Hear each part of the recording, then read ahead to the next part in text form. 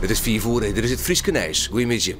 In Struisterveen is de politie juist een huis binnenvallen dat harddrugs verhandelen waren, on- en toch minderjarigen. 3 mensen zijn aangehouden, waaronder een dealer van 15 jaar. De arrestaties zijn onderdeel van een groot drugsonderzoek in het noordwesten van onze provincie.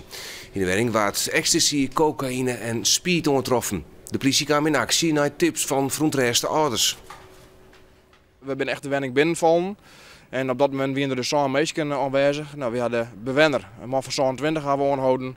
Een jonkje van 15 uit Drachten, omdat hij ecstasy aan het verkeerde weer. En een man uit Koolstille van 18 die weer ecstasy aan het verkeerde in die wenning. De verdachten zitten nog vast. De buurt is blij dat de oorlijst aanpakt is. Meer aanhoudings worden net uitsletten.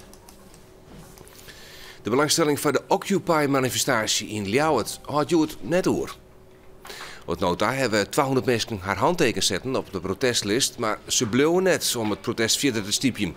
Zo'n de eerste Occupy-manifestatie in New York hebben er de hele wereld al op 1000 plakken zulke demonstraties geweest in meer dan 80 landen.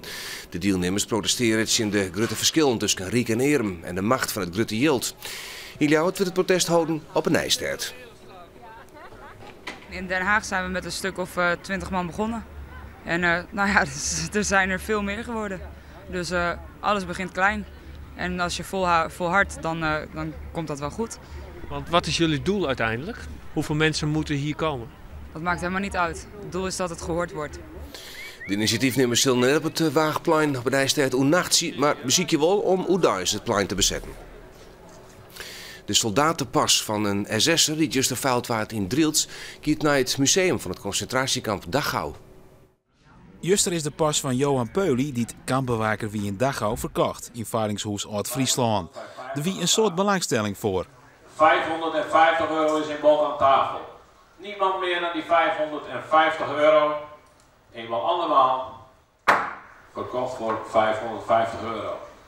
Ik zal u ook vertellen wie hem gekocht heeft. Dat is het Veilinghuis zelf.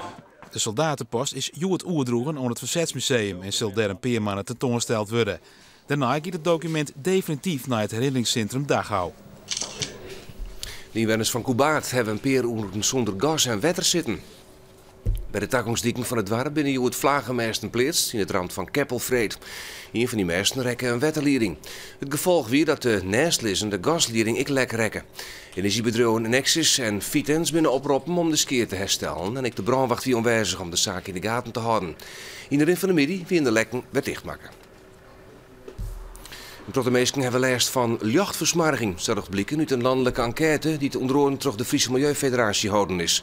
Zelfs in een plattelandsprovincie als Friesland, dat het nachts nog redelijk tjuster is, hebben mensen last van het lucht. Het gaat dan vooral om reclameverlichting en het schijnsel van straatlantaarns. En Prottenfriesen vinden dat minder lucht net automatisch leidt tot onveiligheid.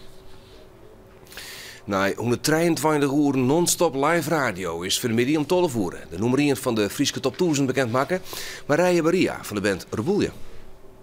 Directeur Jan Koster en haatredacteur Jan van Friesland maken de nummer 1 correct vertolven live op de radio bekend. De Top 1000 is gemaakt op basis van alle Frieske Top 100's van de laatste zone hier.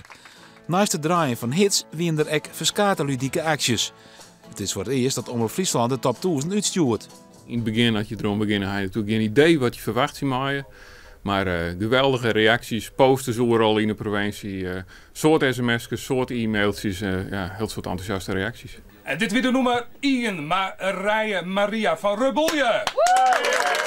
De Top 1000 is een opmaat voor de Frieske Top 100 van dit jaar. Die we traditioneel weer uitstuurt op Artis Day. Cambuur, het juster jong de thuiswedstrijd in FC Os met 4-2 won. Het liep er lang op dat het een makkelijke overwinning werd zoeken. Maar de auto's kwamen aan toch nog in de zwierigheden. Cambuur wie uit op revanche na het 4-1 verlies vrienden weekend in de Go Ahead Eagles en slag het er heel aardig in. Uit de corner van Turk is het Sandor van der Heijden die de auto's in de 13e minuut op een 1-0 vastsprong zet. In de 30e minuut disseonval via Dissels, Van der Heijden en Mark de Vries. Hij zette de auto's op een 2-0 vastsprong. Dat zou ik de rest dan worden van de wedstrijd, omdat deze bal van Melvin de Leeuw er uiteindelijk krek net ingaat. Het hier doelpunt van de jong worden kennen, maar het bleef 2-0 bij rest. In de tweede helft gaat Cambuur gewoon terug. Na 4 minuten al de corner van Ozan Turk, het verlengen van de Leeuw en het chancy van Mark de Vries. Zwak het voor een 3-0 vastsprong. Neert aan de hoorn, zo'n je zeggen. Maar dan, Deze actie van invaller Nederlands zet Van der Laan aan de kant en jast hem prachtig het kruis in. En dan is het 3-1. Nog niet aan de hoorn, maar 3 minuten later is het op een Nederlands die het hier van jongetje meter weer rekken weer te zitten. Dan is het 3-2 en toch weer een wedstrijd. Het wordt het onder de 94e minuut voordat er uiteindelijk toch het verschil weer op 12 zet worden kan. Cambuur wint met 4-12 van FC Os.